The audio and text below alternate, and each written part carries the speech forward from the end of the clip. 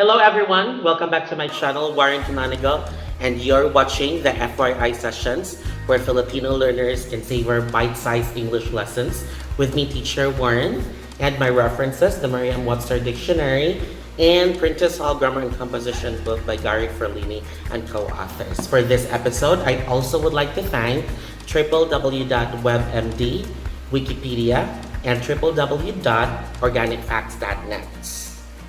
Today, the heart of the activity is we will get to know the English terms of some of the most common ingredients in Philippine cuisine. But before that, let's first get to know the sound, the consonant sound of k, k, k.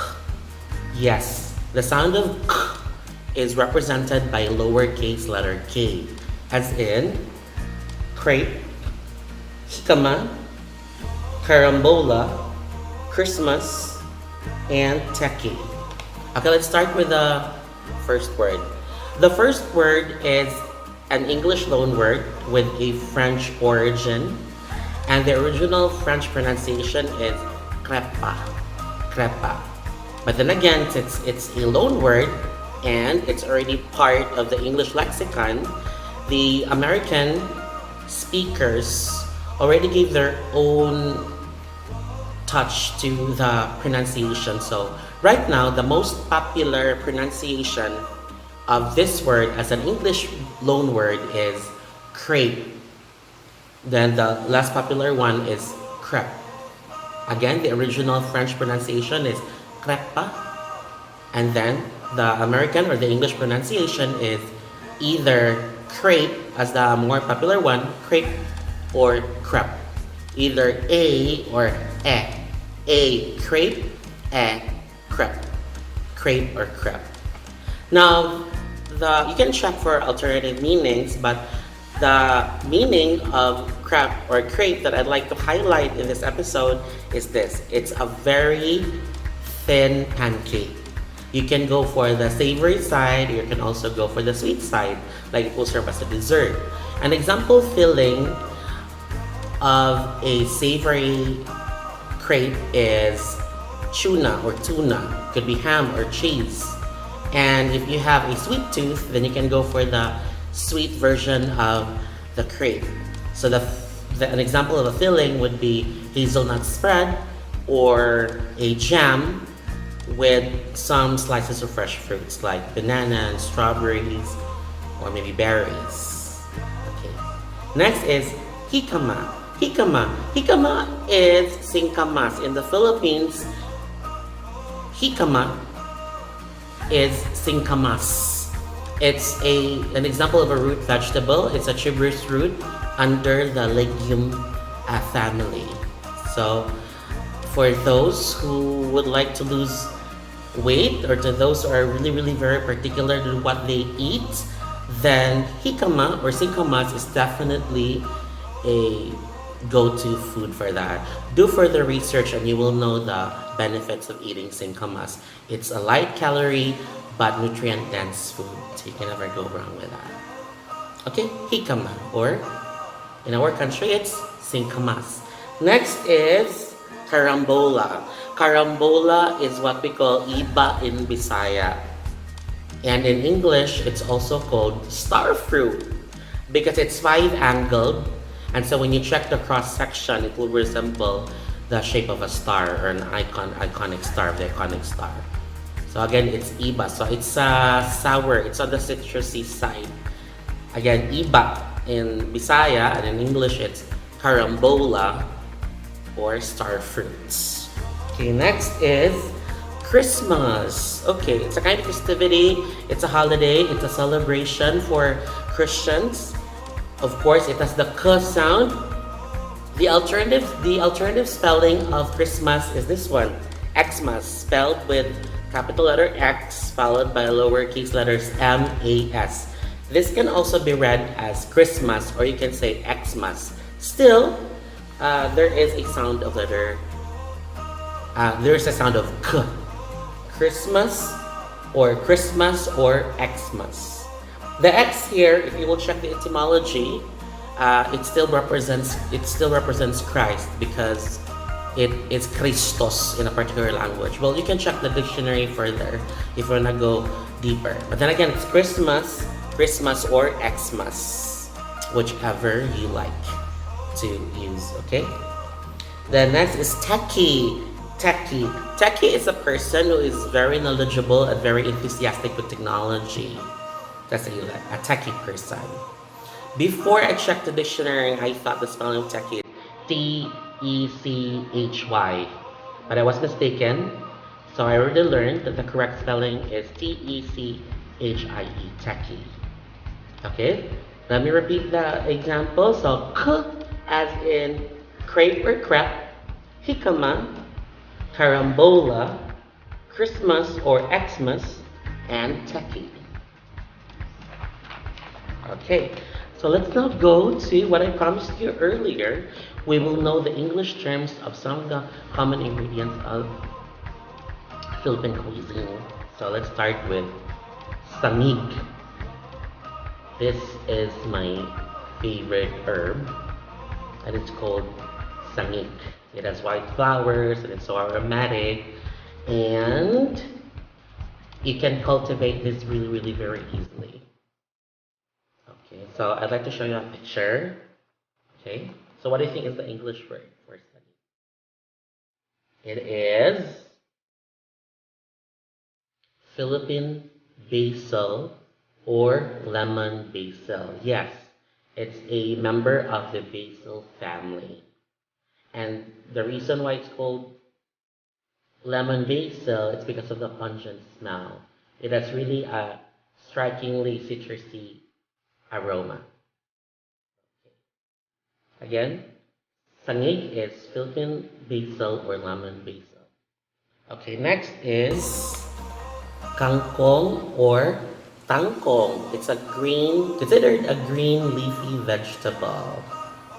Okay, the English of tangkong or kangkong is, okay, so some would call it cabbage river, some would call it river spinach, and some would call it swamp morning glory, which is understandable why you say swamp and river, which are bodies of water, because tangkong or kangkong is a semi-aquatic plant. Okay, next is Palia in the Visayas regions and Ampalaya if you go to the Tagalog regions. The English would be bitter or bitter gourd, Ampalaya, and bitter or bitter melon. Okay, that's the English. Okay, next is oregano. Oregano in the Philippines. So that's how Filipinos would pronounce. Okay, so what do you think is the English word? The English word is still the same in spelling, but there's just a little difference in the pronunciation. Uh, as a Filipino word, we say oregano. In English, we have oregano. Oregano. No. Oregano. Next. Alugbate. The one thing that I like alugbate is it complements well with the flavor of pork. And when it's sauteed with a little bit of pork, then my goodness, you will eat not only a nutritious dish, but at the same time really delicious. Okay. The English of alugbate would be, okay, some would call it Indian spinach, some Chinese spinach, some Ceylon spinach, and some would be Malabar spinach. Yes, it's a member of the spinach family. Okay, alugbate. Next is siling labuyo. Siling labuyo. Please check the picture. Okay, so siling labuyo is a kind of small chili peppers. So two examples of chili peppers which are considered small among the different species of chili peppers would be African bird's eye, especially the red ones, the deep red ones, and or the Amarillo types. So either Amarillo or the African devil or African bird's eye. But simply you can just say small chili peppers. Okay, no one would kill you for that anymore. Okay, next we have tangad or tangad. Okay. You can actually boil this and then brew it like a tea. Or you can also extract the oil, extract the juice from the bulb, and then you can already mix it with oil, and then you can use it as a topical application for skin irritations. Okay, the English of tangad or tanglad is lemongrass. Lemongrass. It's a kind of grass, just like bamboo and rice or kugon, but we understand that it's also associated with lemon or a citrus fruit because of its pungent smell, relatively pungent smell. Lemongrass.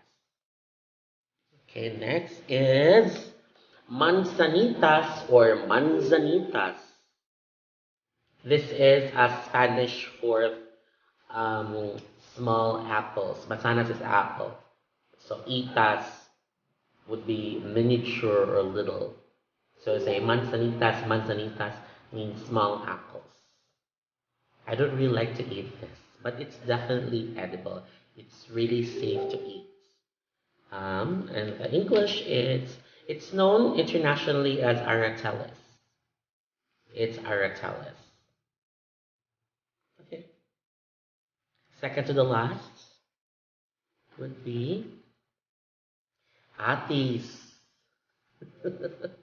If you open atis, you can see lots of seeds, and it's wrapped, enveloped, or enclosed in really juicy and sweet pops. That's the reason why they're called sugar apple or sweet sop. Sugar apple or sweet sop. In the second batch of common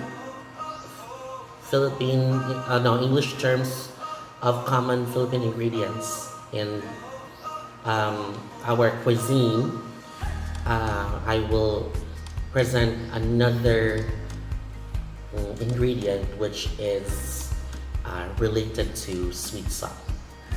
Okay, but I'll still be making the episode. Okay, sugar apple or sweet salt.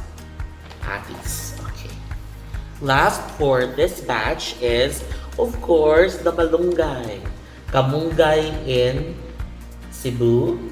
In my hometown in Toledo, we call it kamunggay. Malunggay in the Tagalog regions. And the English would be either, you can say moringa. And you can also describe it as the leaves of the horseradish tree. Or simply just say moringa. Okay, malunggay. This is really a staple of Philippine cuisine's vegetable soup dishes. Really, really one of the stars, one of the superstars, mega stars of Philippine cuisine, the malunggay. Okay, so thank you so much for watching this episode. And again, do watch out for the second batch of this episode, the part 2 of the English terms of the common ingredients of Philippine cuisine. Thank you very much and have a great day. I'll see you next time. Bye.